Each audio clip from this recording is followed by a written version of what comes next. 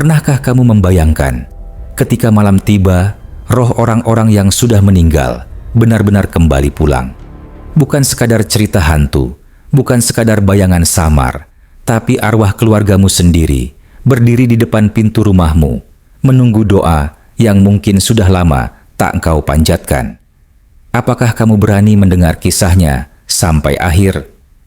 Assalamualaikum warahmatullahi wabarakatuh. Halo sahabat malam, selamat datang di channel ini, tempat kisah-kisah mistis, misteri, dan horor dikisahkan dengan nyata. Sebelum kita mulai perjalanan ke dunia gaib malam ini, jangan lupa tekan tombol subscribe, aktifkan lonceng notifikasi, dan share ke teman-temanmu. Karena dukungan dari kalian adalah doa yang membuat channel ini terus hidup. Bismillahirrahmanirrahim. Semoga kisah ini bukan sekadar hiburan, tapi juga pengingat bahwa kita semua akan kembali ke tanah. Mari kita kirimkan Al-Fatihah untuk keluarga, sahabat, dan orang-orang tercinta yang telah mendahului kita. Semoga mereka tenang di alam kuburnya. Amin. Pintu malam Jumat. Malam Jumat selalu dianggap berbeda. Suasana yang terasa biasa di siang hari berubah jadi penuh misteri begitu matahari tenggelam. Orang-orang tua di kampung sering berpesan, kalau malam Jumat jangan main terlalu malam, pulanglah sebelum azan Isya, bukan tanpa alasan. Malam ini diyakini sebagai waktu di mana tirai tipis antara dunia manusia dan dunia roh mulai terbuka. Bagi sebagian orang, ini sekadar mitos. Namun, bagi yang pernah merasakan, malam Jumat menyimpan rahasia yang sulit dijelaskan dengan logika. Seiring malam makin larut, udara berubah lebih dingin dari biasanya. Angin sepoi-sepoi yang tadinya menenangkan, justru membawa bisikan aneh yang membuat bulu kuduk merinding. Pepohonan bergoyang pelan, seakan mengikuti irama tak terlihat. Di kejauhan, suara anjing menggonggong tanpa sebab, seperti menandai sesuatu yang mata manusia tak mampu menangkapnya. Orang-orang percaya inilah pertanda bahwa makhluk halus mulai keluar dari tempat peristirahatannya. Konon, pada malam Jumat, roh-roh yang sudah lama terkubur mendapat kesempatan untuk kembali. Bukan kembali hidup, tapi kembali merasakan jalan yang dulu pernah dilalui. Mereka berjalan tanpa suara, melayang tanpa bayangan. Hanya sedikit orang yang beruntung atau mungkin sial bisa merasakan kehadirannya. Angin yang tiba-tiba berhenti, aroma bunga Kamboja yang samar, atau suara langkah yang tak pernah terlihat wujudnya. Semua itu sering dianggap tanda bahwa roh sedang dekat. Tapi, yang paling menakutkan dari malam Jumat bukan sekadar kehadiran roh, melainkan pesan yang mereka bawa. Roh yang masih mengingat keluarganya akan kembali, bukan untuk menakut-nakuti, melainkan untuk melihat apakah doa masih terucap dari bibir orang yang ia tinggalkan. Jika doa itu hilang, roh akan merasa diabaikan dan rasa rindunya bisa berubah menjadi luka. Disinilah malam Jumat menjadi waktu sakral, bukan hanya untuk mendoakan yang tiada, tapi juga untuk menjaga agar roh tetap tenang di alamnya. Kubur yang hidup kuburan selalu identik dengan kesunyian. Siang hari mungkin terasa biasa saja, tapi begitu malam tiba, terutama malam Jumat, suasananya berubah drastis. Bayangkan deretan nisan tua, sebagian miring, sebagian tertutup lumut, berdiri di antara pohon-pohon besar yang akarnya menjalar seperti urat raksasa. Setiap hembusan angin membuat dedaunan bergesekan, menghasilkan suara lirih yang mirip bisikan. Disitulah orang percaya, setiap liang lahat tidak lagi sekadar tanah, melainkan pintu yang bisa terbuka kapan saja. Di balik tanah merah yang basah, roh-roh bersemayam. Tubuh mereka memang hancur oleh waktu, namun jiwa tidak ikut terkubur. Konon, ketika malam Jumat tiba, suara gaib menyeru memanggil mereka. Bukan suara manusia, bukan pula suara malaikat, melainkan gema yang hanya bisa didengar oleh mereka yang sudah mati. Dari sinilah proses itu dimulai. Roh bergerak, perlahan, seperti kabut yang merayap keluar dari liang lahat. Bagi mata manusia, kubur itu tampak tenang. Tak ada yang aneh, selain bunyi jangkrik dan desau angin. Namun bagi roh, malam itu adalah saat kebangkitan sementara. Ada yang melangkah dengan wajah tenang, seakan pulang untuk bertemu keluarga. Ada pula yang bangkit dengan mata kosong, membawa rasa kecewa karena doa-doanya tak pernah tersampaikan. Itulah sebabnya sebagian orang merasa tiba-tiba merinding saat melewati makam di malam Jumat, bukan karena angin malam, tapi karena ada roh yang berdiri memperhatikan. Tak semua roh bisa pergi jauh dari kuburnya. Ada yang hanya mampu berdiri di sisi nisan, menangisi takdirnya yang dilupakan. Ada pula yang melangkah keluar, melayang ke jalanan, menyusuri desa, mencari rumahnya yang dulu pernah dipenuhi tawa. Semuanya tergantung bagaimana keluarga di dunia mengingat mereka. Doa, zikir, bahkan sekadar menyebut nama menjadi bahan bakar agar roh bisa berjalan lebih jauh. Tanpa itu, mereka tetap terikat di tanah, menatap kosong ke langit gelap tanpa harapan. Maka dari itu, orang tua zaman dulu selalu mengingatkan, jangan pernah lupakan makam keluarga. Bersihkan, taburkan bunga, dan kirimkan doa. Karena setiap doa bukan hanya pahala, tapi juga kunci pembebas. Malam Jumat bukan sekadar legenda, melainkan waktu ketika kuburan benar-benar hidup oleh doa, atau justru hidup oleh rintihan roh yang kecewa. Perjalanan roh, begitu keluar dari kubur, roh tak langsung hilang ditelan malam. Mereka bergerak perlahan, seakan mengingat kembali jalan yang dulu pernah dilalui. Setiap langkah bukan dengan kaki, melainkan melayang seperti kabut yang terseret angin. Suara jangkrik berhenti, seakan alam pun memberi jalan bagi mereka. Jalan setapak menuju desa mendadak terasa lebih panjang, lebih gelap, seolah waktu berjalan berbeda bagi roh yang sedang pulang. Roh mengenali setiap pohon, setiap tikungan, bahkan aroma tanah basah yang dulu begitu akrab. Namun, semua itu kini berbeda, sunyi, dingin, dan asing. Rumah-rumah yang pernah riuh dengan suara manusia kini tampak redup. Sebagian pintunya terkunci rapat, sebagian lainnya diterangi lampu minyak yang hampir padam. Konon, roh selalu mencari cahaya, bukan karena takut gelap, melainkan karena cahaya itulah yang mengingatkannya pada kehidupan. Bagi sebagian roh, perjalanan ini penuh harap. Ia ingin melihat keluarganya, meski hanya sebentar. Kadang, ia berhenti di pinggir jalan, menatap jendela rumah yang dulu ia tinggali.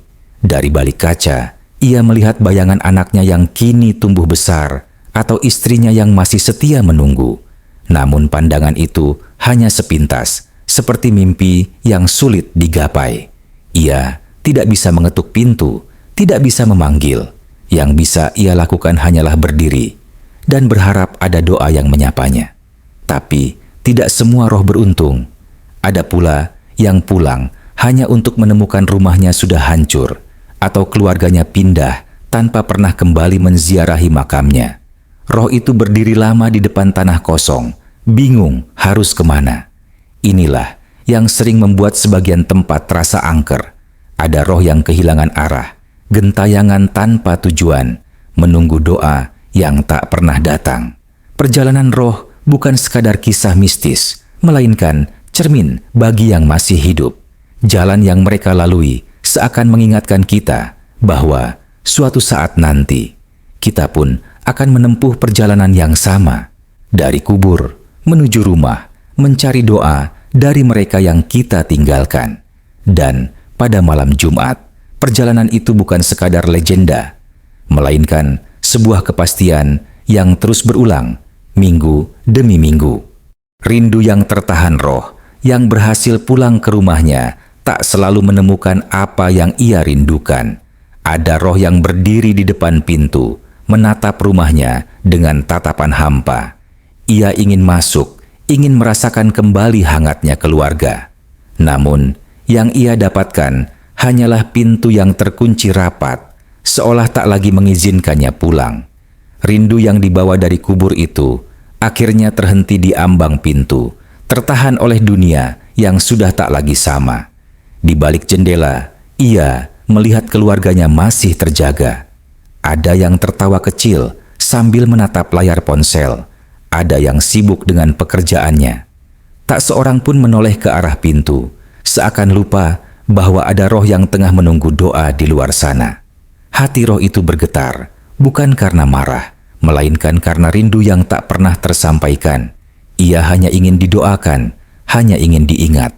Namun, keheningan itu lebih menusuk daripada ribuan kata. Tak semua roh mampu menahan rasa itu. Ada yang hanya berdiri diam hingga fajar tiba, lalu kembali ke kuburnya dengan kecewa. Ada pula yang rindu berubah jadi ratapan.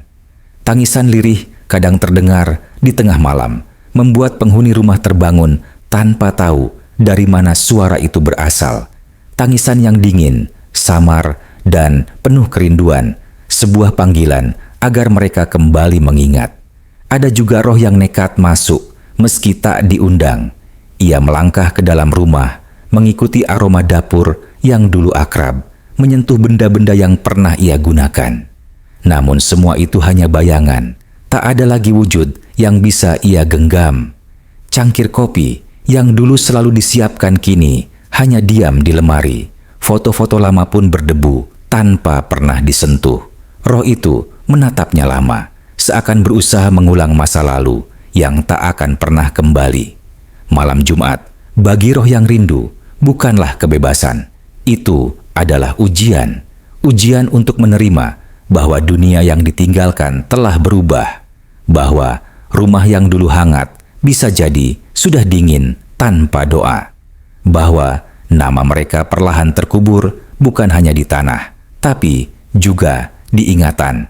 Dan itulah yang membuat rindu mereka tertahan, mengendap menjadi bayangan yang gentayangan, menunggu hingga ada seseorang yang kembali mengingat dan mengirimkan doa.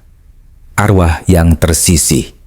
Tidak semua arwah beruntung menemukan rumahnya masih sama. Ada yang pulang hanya untuk menyadari bahwa segalanya telah berubah. Rumah yang dulu ramai kini sepi, kosong, bahkan roboh dimakan waktu. Roh itu berdiri di antara puing, menatap bangunan yang dulu penuh canda tawa. Kini hanya debu, ilalang, dan kesunyian yang menjawab rindu. Seolah-olah dunia telah menghapus jejak keberadaannya, meninggalkannya sendirian dalam kegelapan abadi. Ada juga arwah yang pulang, tetapi keluarganya telah pindah. Rumah barunya tak lagi mengenalinya, dan doa yang dulu mengalir kini terputus. Ia berdiri lama di depan rumah orang asing, berharap sekilas keakraban. Namun, yang didapat hanya tatapan kosong dari penghuni baru, yang kadang merasa merinding tanpa tahu sebabnya. Inilah yang membuat roh terasa tersisih, bukan karena ia tak ingin pulang, tapi karena tak ada lagi tempat yang bisa ia sebut rumah. Ketika doa terputus, roh kehilangan jalannya. Ia mulai gentayangan, bukan karena jahat, melainkan karena tersesat. Tak ada cahaya yang menuntunnya, tak ada nama yang dipanjatkan untuknya. Dari sinilah lahir kisah-kisah tentang gangguan gaib, suara langkah di lorong, pintu yang terbuka sendiri, atau bayangan samar di sudut mata. Bukan karena roh itu ingin menakut-nakuti, melainkan karena ia ingin diperhatikan kembali. Namun, ada juga roh yang tak mampu lagi menahan kecewanya. Rindu berubah menjadi amarah. Ia bukan hanya berdiri, tapi mulai menampakkan diri dengan wajah pucat, mata kosong, dan suara serak penuh dendam. Bagi mereka yang melihat, pengalaman ini begitu menakutkan. Tapi, bagi roh itu sendiri, ini hanyalah jeritan terakhir. Sebuah cara agar ia tak benar-benar dilupakan. Arwah yang tersisih bukanlah hantu asing, melainkan seseorang yang pernah kita kenal. Bisa jadi kakek, nenek, atau orang tua yang tak lagi mendapat doa. Mereka bukan ingin menakutkan, mereka hanya ingin diingat.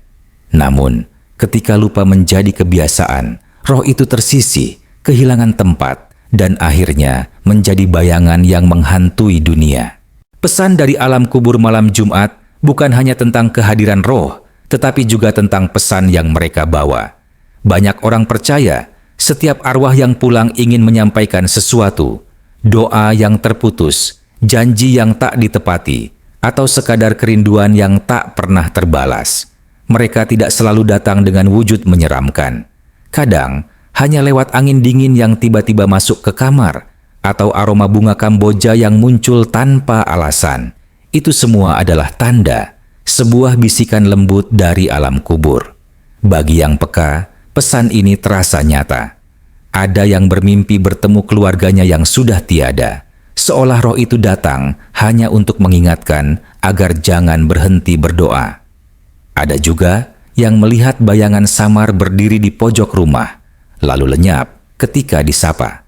Itu bukan sekadar mimpi buruk atau ilusi, melainkan cara roh menyampaikan rasa rindunya.